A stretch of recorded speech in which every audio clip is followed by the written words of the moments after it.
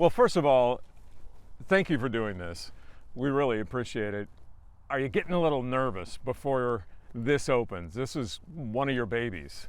It is one of my babies, but I'm not nervous. In fact, I'm having a great time, to tell you the truth. It's a lot of fun to build something on this scale, and that will last so much longer than I will. I'm enjoying it. I love construction things, like when we did the museum reach the river when I was mayor. I was down there all the time, pestering people and making this suggestion and that. Probably not all of them good, but I do like the hands-on, and I like to see all this activity. Sometimes you come out here and it's like the scene in Avatar when he wakes up from his sleep, the spaceship is docked, and you see these monstrous machines everywhere, and people.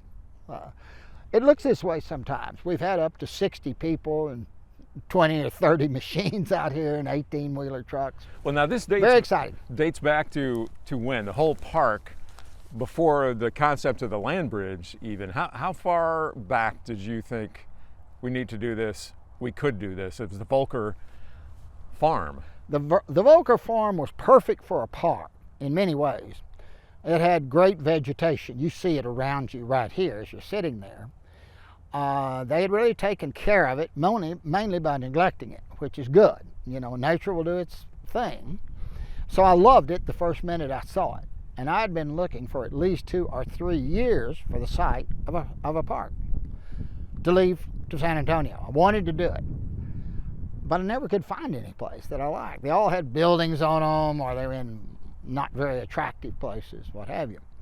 So this one fit the bill, except they were building Wurzbach Parkway right through the middle of it, and they had been working on Wurzbach Parkway for about 8 years before that. So we always knew, well, you're going to have 2 halves of the park, and you've got animals that need to go from one side to the other. It's also going to cut your walking and hiking paths, and so forth. So it was like, do we start on that? The original plans show a bridge, no detail, just a line that says bridge. But we did know that that had to be done, and we wanted to get the park going. So we developed the 2 separate halves, pretty well complete, till I felt satisfied with them. And then we tackled the bridge. What did you think it was going to be at first? What kind of bridge did you? Well, you know, it kind of grew in my head. At first, I thought of a bridge like we all think of a bridge, which is typically a TxDOT bridge. They're the master bridge builders in this state. And you know, it's concrete, it's got sides, 1 or 2 lanes in each direction. Works fine for our highways. But it wasn't going to work here because you wouldn't get any animals to cross it. Besides, it had no aesthetic. Our highway bridges are functional. Glad they're there. But the aesthetics are not leading the parade. So I wanted something that was beautiful, but that would also service people and animals. And somebody had mentioned to me, I honestly don't remember the first origin of this, but somebody mentioned, well, there's something called a land bridge. And so I started investigating about land bridges. Found the only one I could really find that's anywhere like this one is Banff, Canada. It goes over the Canadian highways. It's really, though, meant just for animals. It's pretty, and it saved a lot of car wrecks from animals and animal deaths. So it's very effective. I like that, but you also had to broaden out the reach because this is a park. We want people to enjoy this. And I found out that there had been 5 done in Europe. And there's a big engineering company out of, well, home offices in, one is in Houston, but the other is London and Berlin. And I got with them, they came here, and we have what I think is formerly called a charrette, but I would say we had an all-day meeting where we started ironing out, this is what you're going to have to do. These are the details on this. We hired them as our engineers because they'd had experience and they'd done massive works. I think they put in the subway, for instance, in Singapore. They just got through doing that. So, big deal. ARUP is what they called, ARUP. And they became the engineers for this. And I remember when they finally, we got us a contractor, that was done through the city's contracting. I had nothing to do with it, and I'd never worked with Spyglass, and it wasn't in the room. But they've done a great job. I've been very happy with them. And I remember when the engineering work came in, though, for the contractor to follow, I expected, I don't know, 20, 30 sheets, like architectural or engineer paper. No, it looked like the Manhattan phone directory. It was big.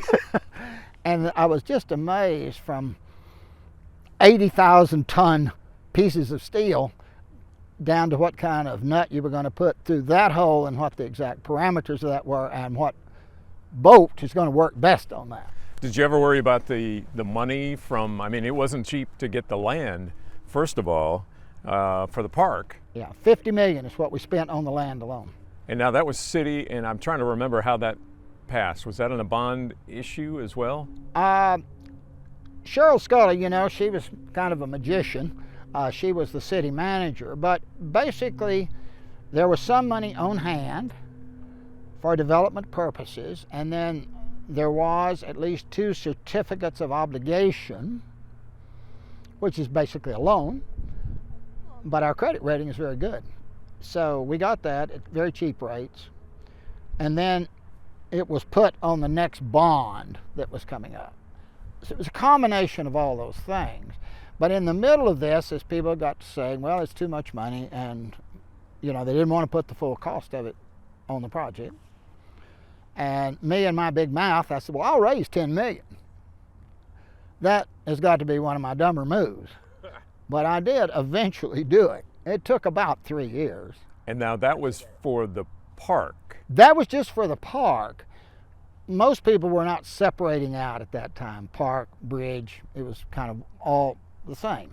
And as you see, it is integrated into the park. It's part of the park. But anyway, ultimately the bond was passed, the certificates of obligations were paid off, and I did raise the $10 million. And then? And then we started to work, but for a long time it seemed that all I'd see out here is a lot of 18-wheelers and Caterpillars pushing dirt around from one side to the other. So I thought we'd never get to the building of it, and was very frustrated. But as I came to understand it, that something that has to carry this much weight, and that you want things to grow on it, and there's no center structure on this bridge. There's not a big old pipe or something that goes up and holds it up. It all comes down like a rainbow and goes down in the ground about over 20 feet. Are there huge long girders? Is that what they were? And are they steel? Are they steel girders? I think they're 80,000 tons a piece, and there's about 30 of them with a whole lot of concrete. And now that took how long? People have seen this along here for how long they've been working on this? The construction that you could see has been 3 years. Mm-hmm. You've been out here? You could see a few piles of dirt being moved around and holes being dug and that sort of thing, but you really couldn't see anything when you were driving past it until 3 years. And now, as a guy whose name is on the park, how often are you out here? How often were you looking over there going, we're going to have a bridge finally? Well, before I started the bridge, I was probably out here 2 or 3 times a week. And that's been true ever since it was named after me. When the construction started, I pretty well started coming out every day, virtually every day. And I was the first person to walk across that bridge, other than the construction workers themselves. What did that feel like? It felt good, but it was very steep. They hadn't put the dirt on it. And I almost slipped down a couple of times because it was quite a dome there. And it was hard. There was a surface that they had put there. And I really did almost fall down. It was a little steep for me. Are you a mountain climber at what, Yes, are you 86? I've been a mountain climber. I have been a mountain climber, and I know a little bit about keeping my feet under me, hopefully. And I used them all that day. I remember coming down, most people, they turn their feet sideways. Coming down, it's too steep. really you need to use gravity and walk straight ahead, but you have to keep control of yourself so that you don't fall on your face. But they've so I used some of that. But anyway, we got up on top, and I walked all the way across it. And then I had some of my members from the Conservancy. They were waiting to see if I was going to make a total fool of myself. And then here they came. They were the next batch. And did you ever say, I'm the king of the world? Did you do something like that? Well, your view was actually better because you didn't have those big steel structures on the sides. They're functional. That's to keep deer and other animals from jumping over into the roadway. We're trying to save the animals and not kill them. Yep. So we have these 8-foot-high steel panels, which will eventually be covered with vegetation themselves. But now people will come up here and say, I want to look out over the freeway. Can they do that from the bridge itself, or They're going to have to come down a ways to get past the bridge structure to look up and down the freeway. Because you need that, I guess, funnel? Tell them what it looks like up here and why you need that to keep the animals in, right? Because they could jump off. We're quite a bit above the roadway. And animals, they'll jump if they get scared. And of course, deers are notorious jumpers. Really, they can really clear a lot of heights. So we decided we're going to have to put some barriers, and also, of course, perish the thought, but if anybody decides they want to commit suicide that way, we're going to make it really, really hard for them. So we've got these big high steel things that you have to get over, which will eventually be covered with ivy and be more attractive, but that is very functional. Now you talked about the different bridges, the land bridge, I think they call them wildlife corridors, where it's just for animals. But how does this one work so you can have animals have their place, not be afraid, while there are humans crossing at the same time? Width and vegetation provide you with that. You'd be surprised how many studies there are out there on how much you have to separate out people from your animals. But essentially it's about 2/3 of a football field. And that's why this bridge is about 2/3 of a football field wide, is to provide that separation. And of course, we'll cover it with trees and so forth, like you see around you right now. So there's a trail on one side, more or less? One side only. And now, that's the regular trail. You see it here, right off to your side here. And why was it important to you, not just to connect the both sides of the park for people, but for animals? The terrain and the geology of these two sides are quite a bit different. And anybody that walks much on the park on both sides, I'm sure probably has noticed this, but the Blanco side is the wet side. Gets and retains a lot more water. Of course, you've got Salado Creek. That is the boundary of the park. So we're down to the boundary, to the water. But it's not just that, because it actually has small cliffs all up and down the banks. Those are limestone for the main part, and they form pockets, and they get inside the limestone. And so I think the technical name for that is a perched leaky aquifer. So they're like little tiny aquifers. Well, the animals know where they are. Of course, they've got Salado Creek if it's running. Right. But for months after it quits running, you've got basically a nature's watering trough in every low place in that wall. And they know where they are, and they know how to get there.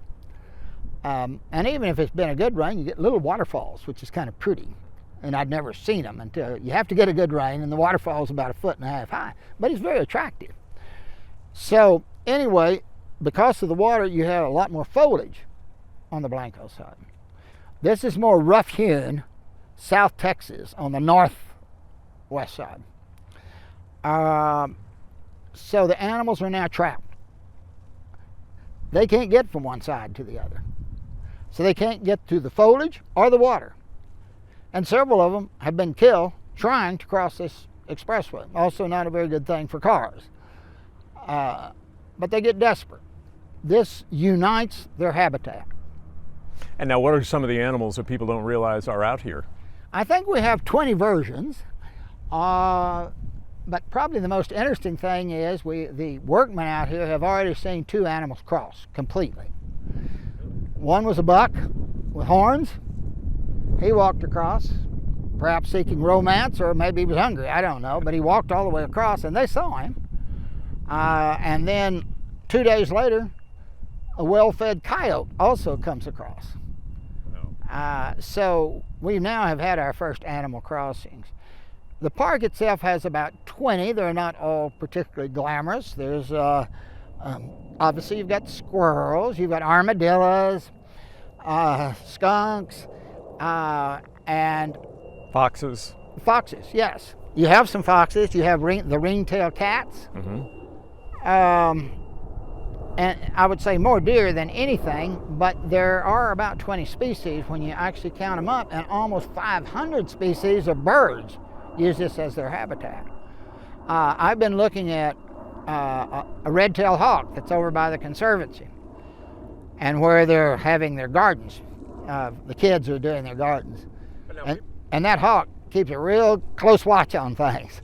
And there's several hawks in the park. So you're the hawk for the park. You've been keeping a close eye on this, right? I have. I'm not as sure as I'm as effective, though, as a hawk is. Well, people might wonder, okay, well, you were mayor from 2005 to 2009. They named the park after you, and they thought maybe, well, you're going to go off and go sailing. You like to sail. I do. But you haven't just done that. Why? I love the outdoors, and I've always spent a great deal of time either sailing or flying. I had started flying in the Air Force and continued to fly through the years. And I just like to be outside. But I've also noticed that lots of people in San Antonio, they like to be outside too. And you've seen, they finally had to cut down all the people that were coming over to Breckenridge, and they were chaining their televisions to the trees and things like that. Plus, every neighborhood has its barbecue.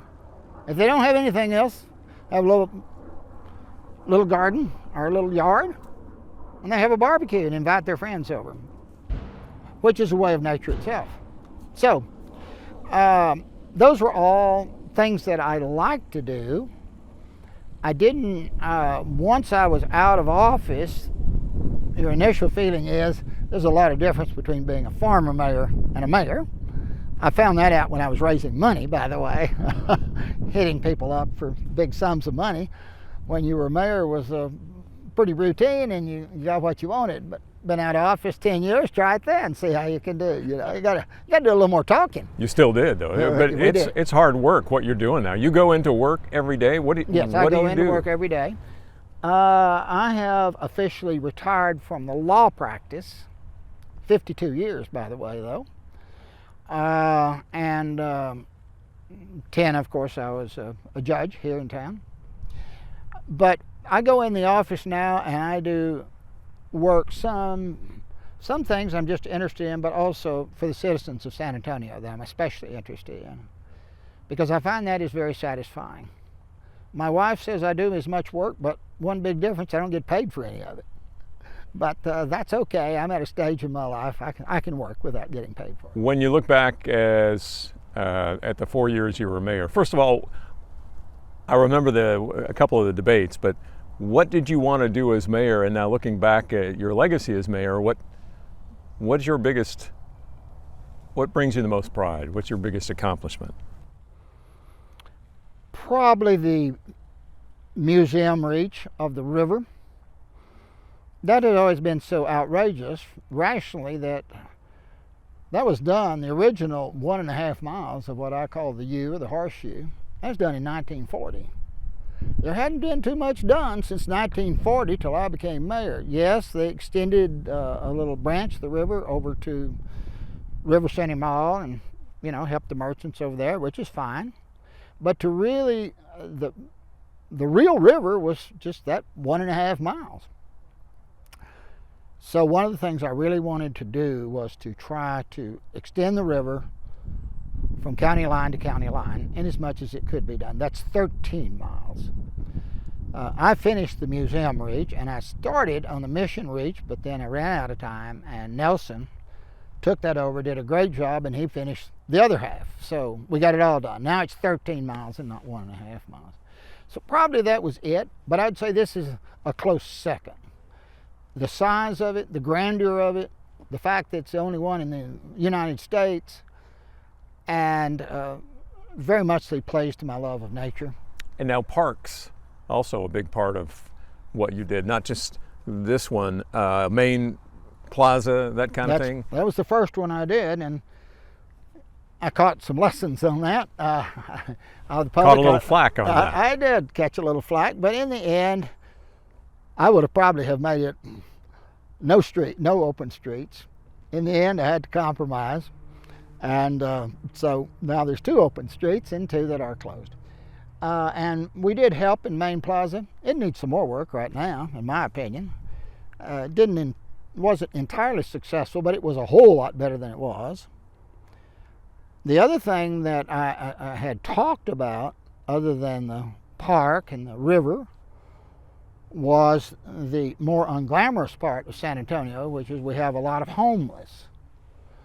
And I put that in, I think, my 2nd or 3rd state of the city, which we were really doing well. Everybody that was making money, people were building, they were doing this and that. In the state of the city, which, you know, is all businessmen, basically, it's all the chambers, against the strong advice of every advisor I had, that there's not a person in there that's going to care about the homeless. But I kind of brought it home and talked about, you know, people sleeping in the doors, no place to go to the bathroom. Yeah, you know, that's not really the way you want to present your store, your bank, or whatever it is. Nobody booed me, but I can't say that anybody jumped to their feet and started clapping. But about a week later, I got a call from Bill Greehey, who had been in the audience and, by the way, had not supported me. And he was a Carol Schubert man, if you remember. That was a 3-way race.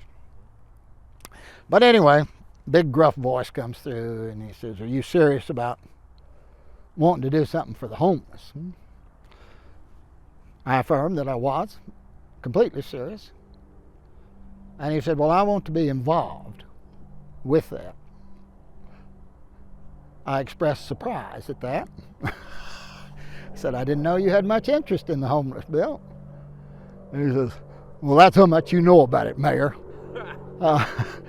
So actually he did know quite a bit about it. Apparently he grew up poor. We don't think of him that way now, but he was. And of course we became partners on the Haven for Hope. We got that done. And politically I drove the train, and we did put 30 or 40 million in that from the city. But I wouldn't take anything away from Bill Greehey, because had he not been involved, there wouldn't be it would have probably been still another dream. But he made it a reality because he put so much money behind it, and that it worked. And now you also changed government in that you have term limits of 4 2-year terms instead of 2. People don't realize you were mayor only for 4 years. Now we can have mayors for 8 years, and also they're paid. What was that like, pushing that? Because that also was... Well, it had failed twice.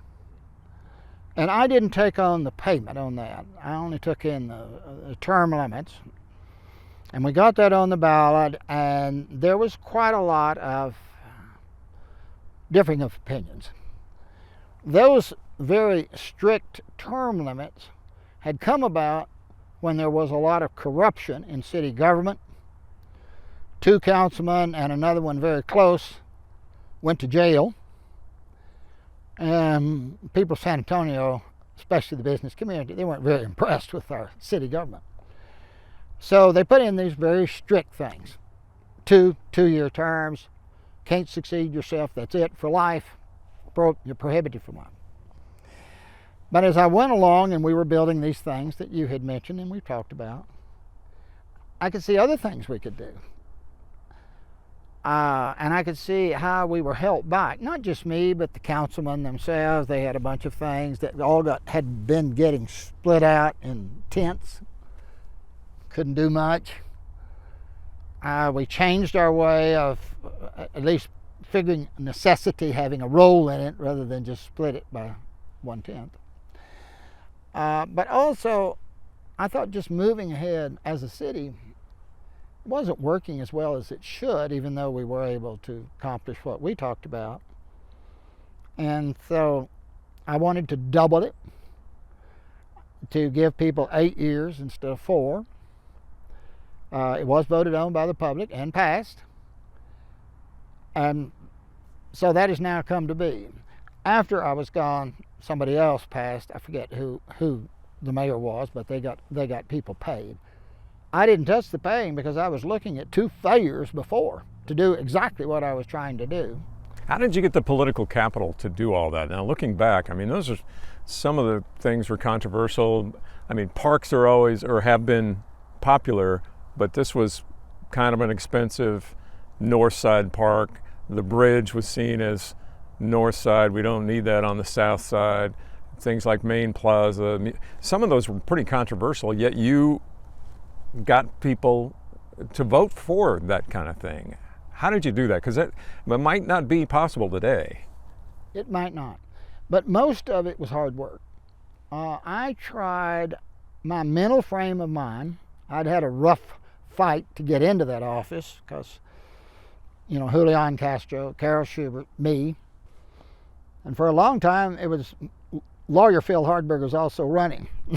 That was the line I got in the newspaper at the end of the last column. But because it was hard, I really learned how to campaign. And that's what I did for every one of those projects. I hit the stump like they were going to vote on me personally. This park and the bridge, I'm sure I've spoken 100 times at one time or another. If the Kiwanis wanted me to talk on it, I came. If the Rotary if the North Chamber of Commerce came, you know, just when I had a chance, I said yes.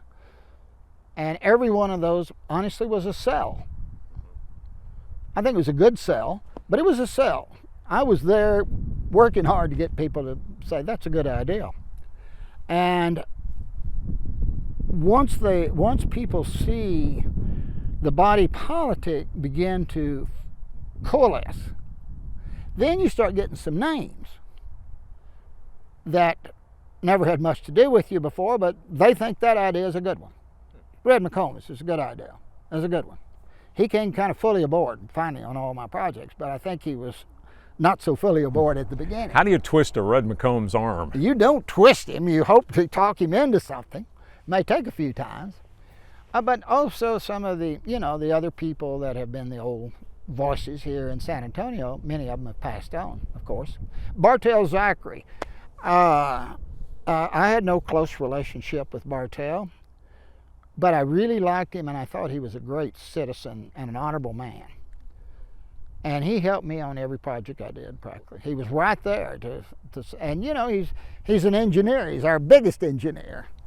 Well, you came in as, I don't want to say an outsider, but you weren't a city council person before. Was it harder or easier in some ways to get some things done because you had a different outlook? Probably from lack of experience, it was a bit harder, but because I was fresh, unsullied by any political things, I think it helped me. They did use that against me, my opponents, and I'm sure some other citizens did, you know. Who is he? I never heard of him. Well, the truth is, they were right. They hadn't heard of me. The first city council meeting I actually attended, I was the mayor of San Antonio. I'd never attended one. How? How? And then how did you know what to do? One time, Julian, you know, there's a kind of a rough transfer of power where you actually, the old mayor gives the gavel to you, the old mayor goes off and new mayor comes on. And at some point while this is going on, Julian said, "You don't even know the way to the bathroom." And I said, "You're right, I don't, but I'll get you to show me when you hand me that gavel." Well, then what was it that attracted you to be mayor, maybe not knowing exactly what the specifics and how mundane and, you know, tedious some of it is? Probably 10 people made up my mind. I doubt if it was any more than that.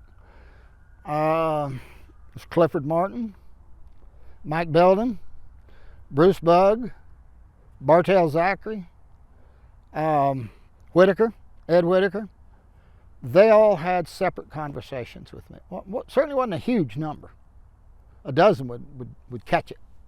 Maybe not even a dozen. But I was on the boat when this was happening. Now on the boat, I you remember mean very on well your, talking to Ed Whitaker. when you And were I was where? going up the Hudson River about to go into Lake Ontario. I remember exactly when the conversation came. Why did they pick you? Why do you think they came to you? What were you doing at the time besides being on the boat? Nothing. It was a full-time job. My wife and I were on that boat 10 months, and I only cut it short to come back and campaign, somewhat tardily, I might add. I remember that.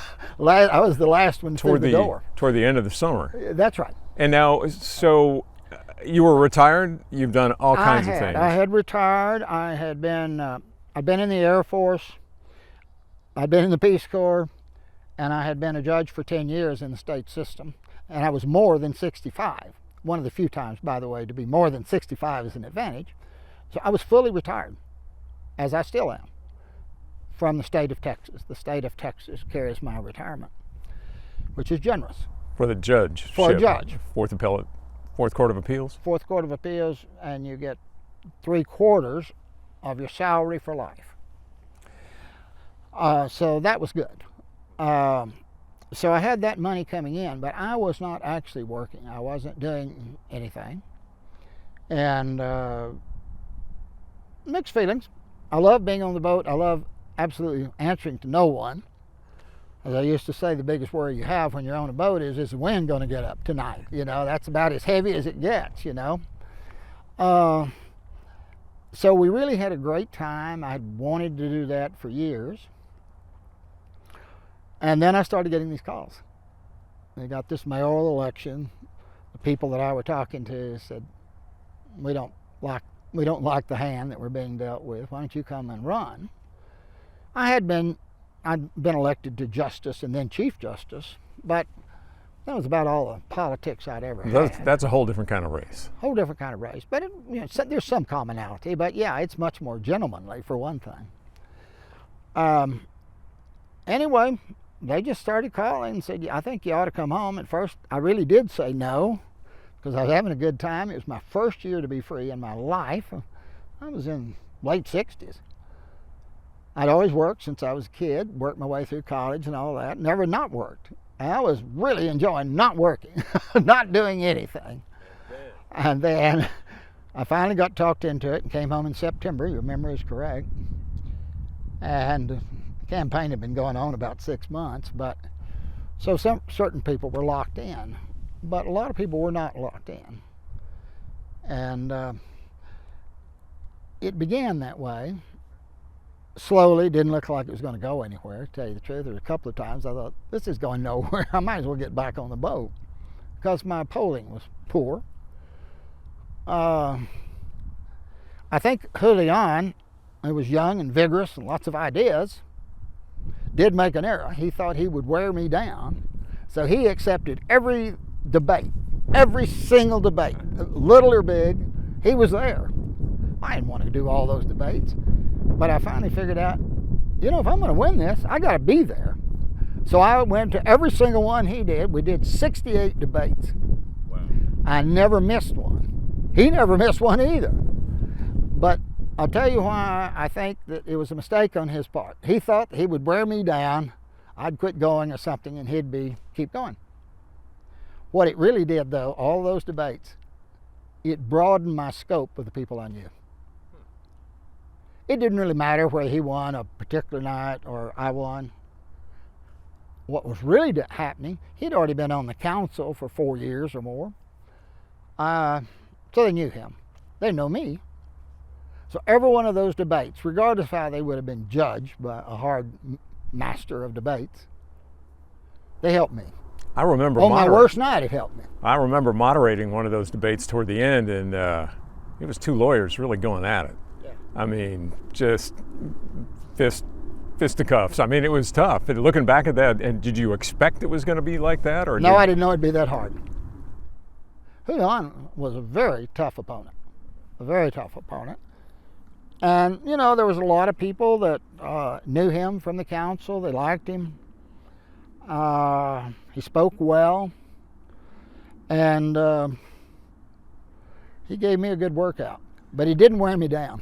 And then after that, how have you worked with him and other city leaders since then? Because you still are, you still have projects going here after your mayorship. Well, I think I was mature enough. I was certainly old enough where I was mature enough or not, I guess, is subject to conversation. But I made up my mind I was going to forget the names Republican or Democrat. The way I figured is we all live in the same town. This is not the presidency. It's not a U.S. Senate race. It's our citizens. Those labels don't make any difference. I'm not saying they don't make any difference nationally. But I never endorsed anybody, including, I'm a Democrat, but I never endorsed President Obama. I never gave him money. I liked him, but the point is, I don't want to go jeopardize half of the people that are helping me get these things done. And it's very easy to do if you get in the middle of national politics, so I never did. But it seems like since then we have had people who are more vocal, Democrat, Republican, I've seen split the city. What do you think of that? Well, I think it's chancy business. I remember once when he was running for office, Obama came to San Antonio. And I was given an opportunity to meet with him and take him to the airport. And kind of get to know him, let him get to know me. Very tempting, by the way, because I liked him, and I also figured he was going to win. By this time, I had kind of figured out he's the winner. But I didn't do that because I wanted to keep everybody on my side. And once you pick one side, well, that's good for the side that's for you. But there's a counter reaction. The other half's not going to like you, not going to be, they're going to be suspicious of you. And that helped me a lot. And then I also continued campaigning after I was mayor. And by that I meant I went to see people. You're out here at the bridge right now doing this. I did that. I went to people's door. I knocked on the door. I got appointments. And I talked to them. And that really did help a lot. And most of those people, they didn't know you, but they liked you if you stayed there. And you usually liked them, and you at least were ahead of the game from then on. And now, since you gave up being on a boat 10 months, did you look forward to the day in 2009, all right, I'm going to get back on that boat. I'm going to get back out there and take it easy again? Yeah, I did the same thing. And Linda and I took off again from Port Aransas, and this time we got as far as Maine. And I got a call from Jamie Smith, now Dyckma, used to be Cox Smith. Jamie is the titular head of that firm. His father built it. And he wanted me to go back to work. Now, I always represented the common man, the little guy, the unwashed, the unlettered, against the big guy. I made a whole career of it. Well, that's not Dyckma. Dyckma is a big, I call them big building firm. And they represent a lot of important corporations and businesses and so forth. And I told Jamie all of that. I said, I'm just not sure I can fit in here. I don't know how this is going to work. I mean, I'm an advocate. I know how to advocate, but I don't know how much my heart's going to be on this, in all of these. And he said, you can refuse to take any case you don't feel like taking. We don't expect you ever to take a case that you can't wholeheartedly throw yourself into. So that's what I did, and that was 10 years. Another 10 years went by. 2009 to 19, last year? So last year I retired from the firm. Again? Again. That was my third one, by the way. But you're still working, and you still have an office, and you go in every day? I do. I'm no longer at Dyckma because I don't want to confuse things. I have my own office. It's out at 281 in Mulberry. It says Wells Fargo. Right. I'm to be found there every day. And now what are you working on? Besides, now that this is almost done, people think, what's the latest thing in Phil's brain that he's got out there? What's his... I don't think I have one right now. I have that I would like to do something. Always fun to slay dragons, you know. build something for the city. That's good, because in the end, we don't last forever.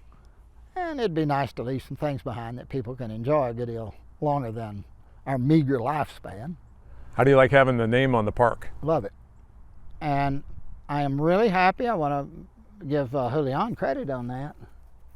After 68 debates, you're not really best of friends anymore. After I left office, term limited out,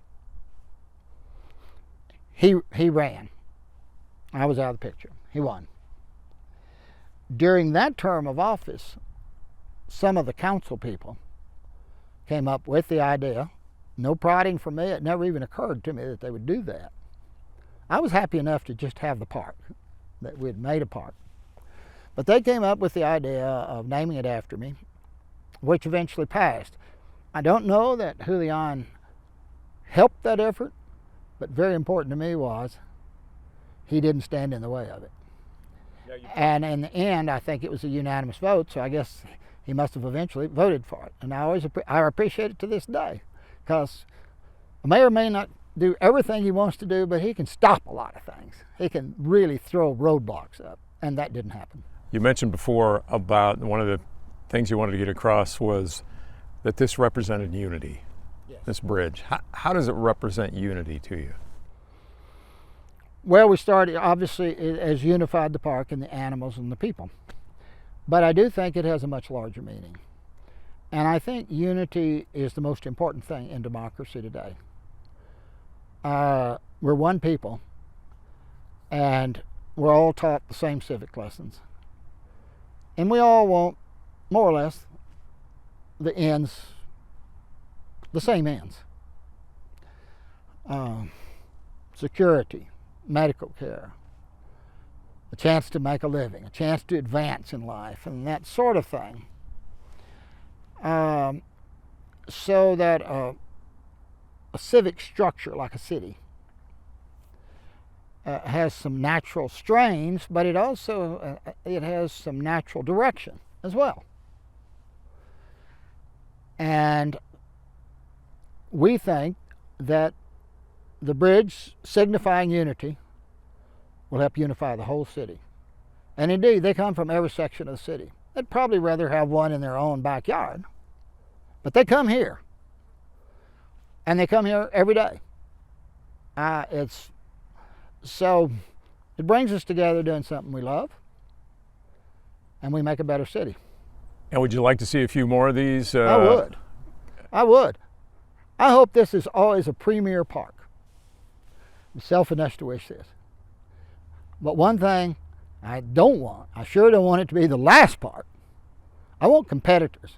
I want parks all over town, in every section. So you really don't have to drive from one section to the other. You can go to your own. We don't have that, so I'm glad this is here. But we need a lot more parks. A couple of last quick questions. The Conservancy here is something different compared to other parks here, and they really work hard. This is a nonprofit that does this. How do you explain that? And do you think that could inspire other people to work a little bit more in their own areas? It's a different board. I've seen and worked with a lot of boards in my various capacities. Most boards, the director, the executive director, and so forth, they want to get as many wealthy people on there as possible. The richer, the better. Because they also have power with the money.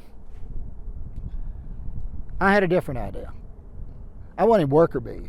I wanted people that just had on regular shirts, maybe made a good living, but not rich. And I filled it up with volunteers. There's 20 members. None of them rich, not a single one. But boy, do they work. They come out here on the Saturdays and Sundays and greet people on their own. I didn't start that. They started it themselves. The Boy Scouts came and built a bunch of paths down here. I didn't start that either. They just built it. And, but the board, I think, an energetic, emotional board is better than a rich board. Mm-hmm. When you people might wonder, okay, tell them why they should come out here, say this weekend or whenever, just sell that. And also they'll wonder, hey, I wonder if I can see Phil. How often is Phil out here? Well, I am out here most days, and I'm tied up on the Friday morning with the park, so they might see me, but the real opening is 1 o'clock. I may be about talked down by then. I will probably be here just to make sure everything looks all right. I doubt if I spend the whole afternoon out here, because I'd probably never get a chance to stop talking. I enjoy talking, but not all afternoon. And now we'll be done here shortly, but what keeps you going? How young are you right now? People, because you haven't changed since you were in office, and you have more than enough energy to walk across that bridge. I'm 86. And what is it that your secret? Well, I suppose my mom and dad and the genes that I inherited is the biggest secret. Maybe a good relationship with my maker, a good relationship with my friends and people in general. I don't have many enemies. Probably a few old sore heads out there, but I don't have many enemies. I love people. Do you get out and exercise every day? Do you? 6 days a week. I used to do it at the Y. Got afraid of the Y because of the COVID. So I've been going back to the Y. I'm looking forward to it because I think you get much more out of it. However, what I do now is I walk an hour a day, 6 days a week. I have a dog, so that's something you can do, and it's kind of fun. But I walked an hour this morning. Here? Is it always at the park? No, it's around my neighborhood more often because, you get up, dog wants to go out. They don't want to drive over here. So I walk out the front door and start walking until I've walked an hour. What do people ask you about when they see you these days? And what do you want to tell them? What's the question you get tired of? And just say, okay, listen, this is what I'm doing or what I'm going to do next or whatever that question is. Well, I never get tired of the questions, really. I enjoy talking to people and I enjoy listening to what they have to say. I probably will come up with a new project, but I don't have it yet. Really, this has taken all the time I would want to give to it, and I now been president of the Conservancy since the day I left office, which is 10 years, and need to start thinking some in succession. I would like to think I'm going to go on forever, but I know I won't. Leaving a lasting legacy in that sense, and so the bridge hopefully get enough endowment for it that it'll always be taken care of and not be at the whims of whatever council there is. Somebody's going to see this on TV and say, hey, I got to call Phil because I have a great idea that he can spearhead. Do you get those calls now and then? And do you say, 2 or 3 a week? And that's not really for me, or do you?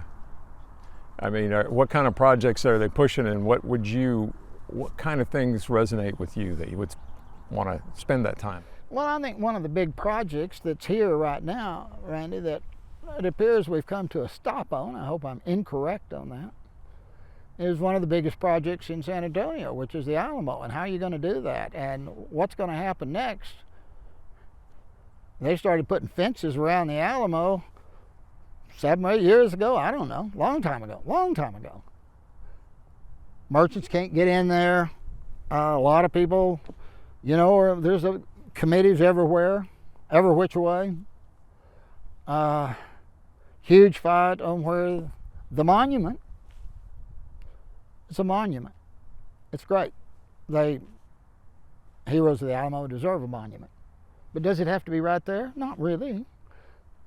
However, that's the sort of thing that I would not try to get into. I don't think it matters very much. Let's get on with what really needs to be done. Not argue about some detail, what I call majoring on the minors, which brings you people to a stop. But that's the kind of thing. I'm interested in that, but it's been around a long time. There are lots of committees. There's a lot of territory there, and may not be really possible for an outsider to come in and really get it done. Well, with the state involved and the different groups. Very complicated, and the state doesn't like San Antonio very much. San Antonio don't like the officials there very much. And yet we're looking to them for the money. I don't know how realistic that is. I've heard that they're going to give you $200 million. I believe that, though, when you get a check, not when somebody tells me they're going to be able to do that. So anyway, it may be more complicated than I'm willing to take on. It might well be too complicated. But something similar to that? Something. I would like the other thing that on a much smaller scale. You have a fan there that if they can't hear it, he just Okay, yelled thank you. Hardberger, Hardberger. Wow, you have like groupies. That's pretty cool. The secret is in getting older. Ah, well, you're harmless. You're harmless to the groupies when you get a certain age. Any case, I would like to continue working around parks, helping get some other parks going. Not perhaps of the scale, but we've got a lot of parks around that need help. And some of our districts don't have hardly any parks. It's a vacant lot with a light on it and a toilet, outdoor, of course. That's not a park. That's a vacant lot. And you can run up the numbers. Oh, here's one here. I got one over here. No, those are not parks. A park's a whole concept. It's a building.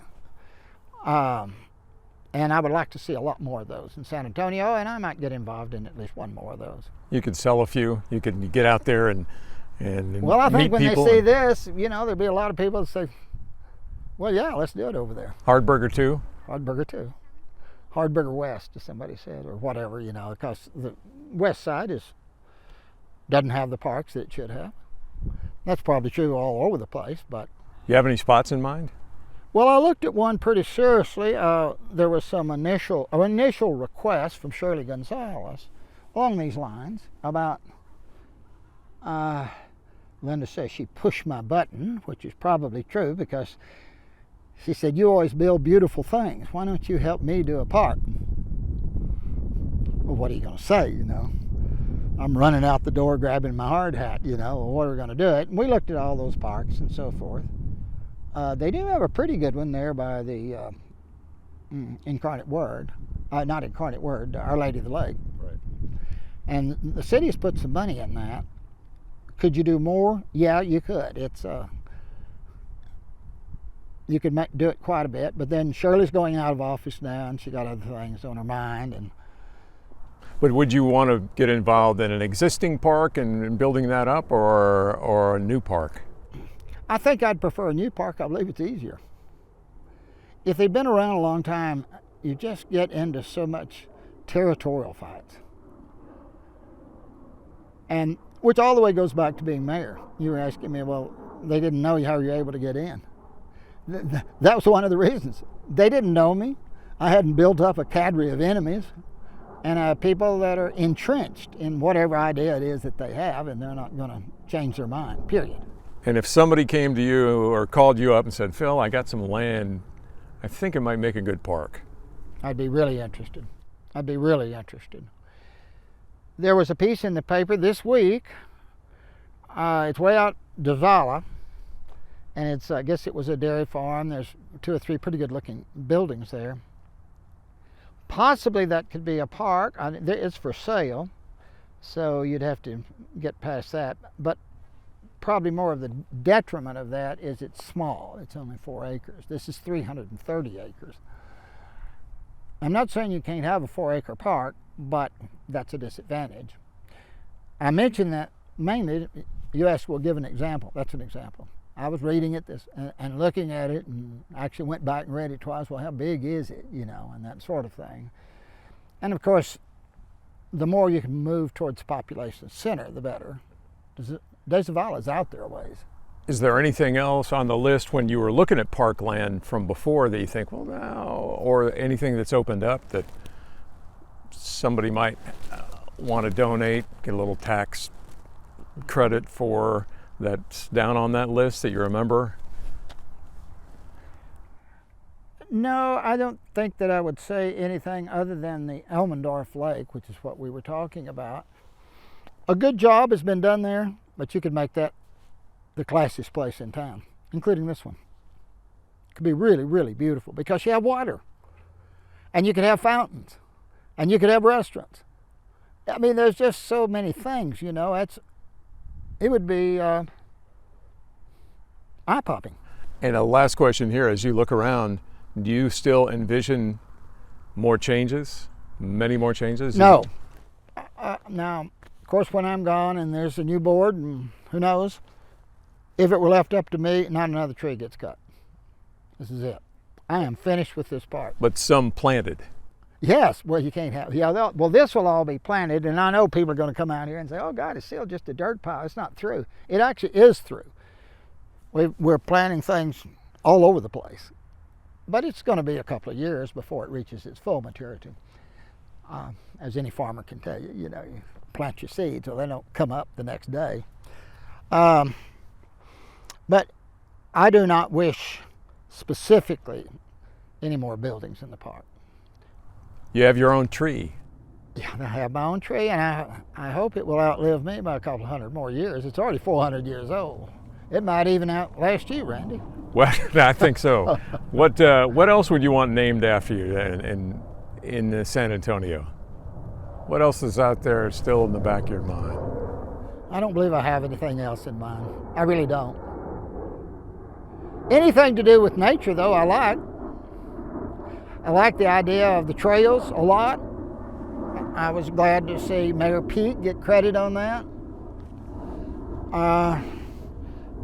And he deserved it, and those were really great ideas, but we're only halfway through, and I'm not sure we haven't run off and going somewhere else now. Goodbye trails, you know, we're going to do this, we're going to do that.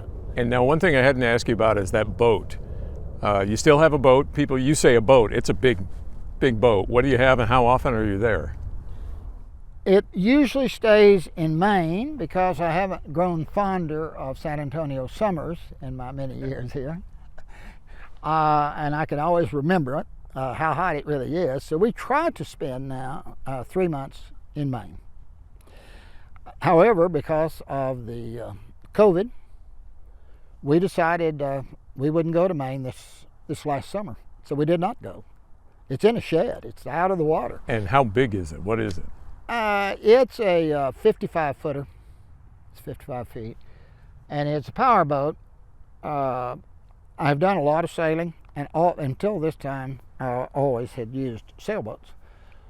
But in deference to advancing years and just not wanting to work as much, this is a power vessel. But I run it. And you can live on it for months at a time. You could.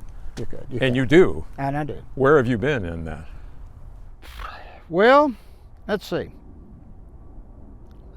I've been up most of the southeastern rivers, including the Mississippi. I've gone into the Great Lakes. I've sailed in 3 Great Lakes, Michigan, Ontario, and Huron.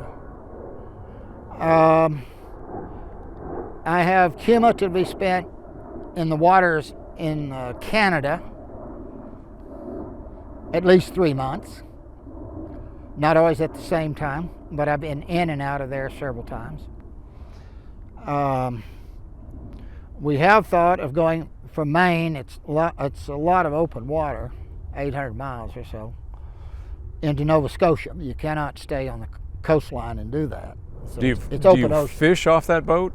I don't, but some people have. I allow it. If they want it, fish away, and if you catch it, we'll eat it. No, it's honestly, it's just for the sheer enjoyment of doing it.